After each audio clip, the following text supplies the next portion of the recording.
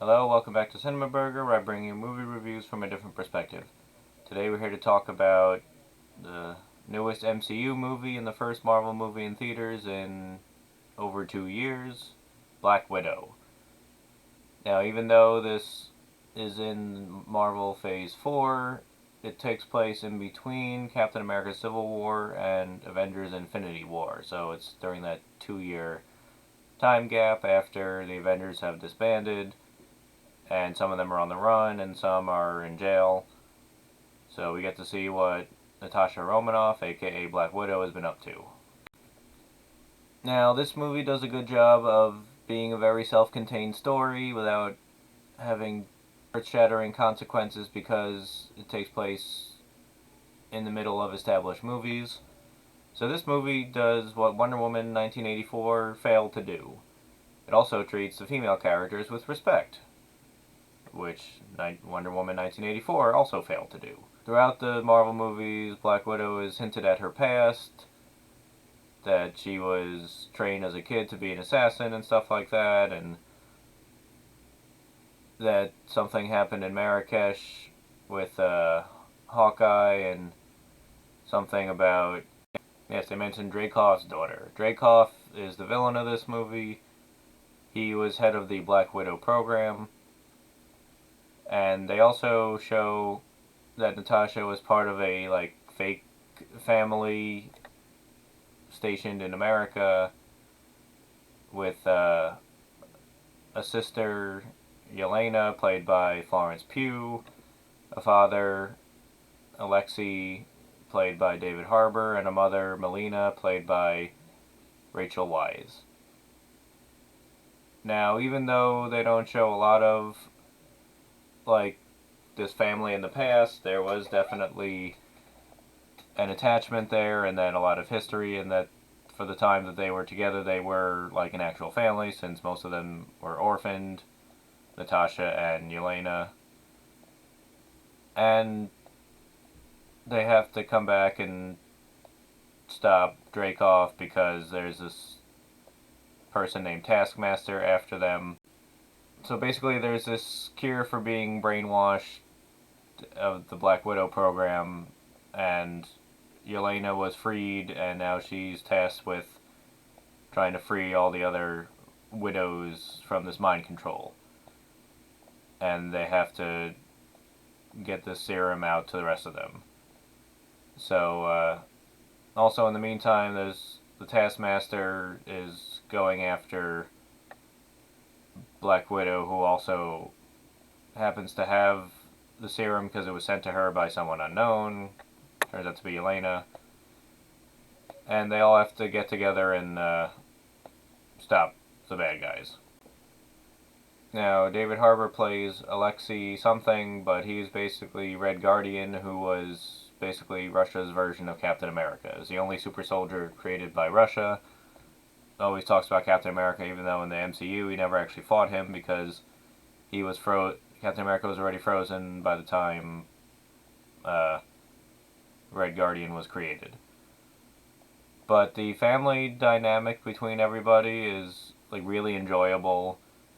And this movie chooses character development over more action scenes. While yes, of course there is action, it really focuses on character building and stuff like that, which I can appreciate a lot.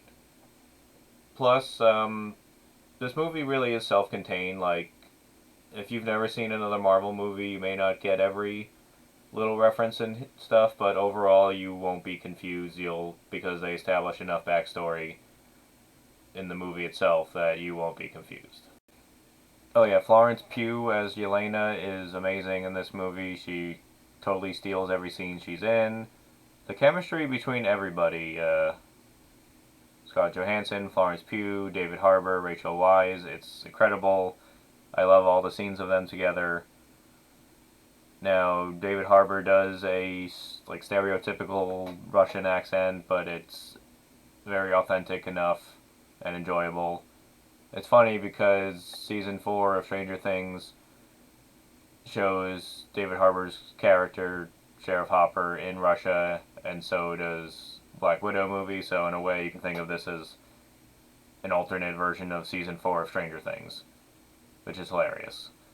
Yeah, so the villain is Taskmaster. This is a Marvel character who can imitate any physical motion they see, and it's kind of like muscle memory is their power. So that's the bad guy. Now, overall, the action scenes are fine. It's just some of the special effects are inconsistent. I know a lot of movies now use multiple special effects teams, but for the most part, they blend well together. In this movie, I noticed near the end that there was a couple of scenes that looked less uh, integrated than others. Some felt a little cheaper and stuff like that.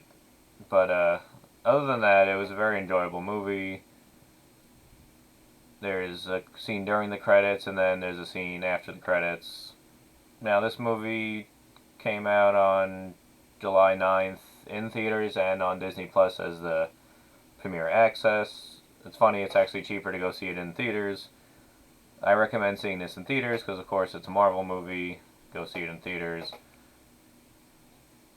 Now, the movie was over 2 hours, but it didn't feel like it, which is fine. Like, if a movie is long but doesn't feel long, that's always better. There's plenty of movies I've seen that are under 2 hours but feel like they're 3 hours long. So, I'd have to give Black Widow... I'm going to give it a 3.5 out of 5 burgers.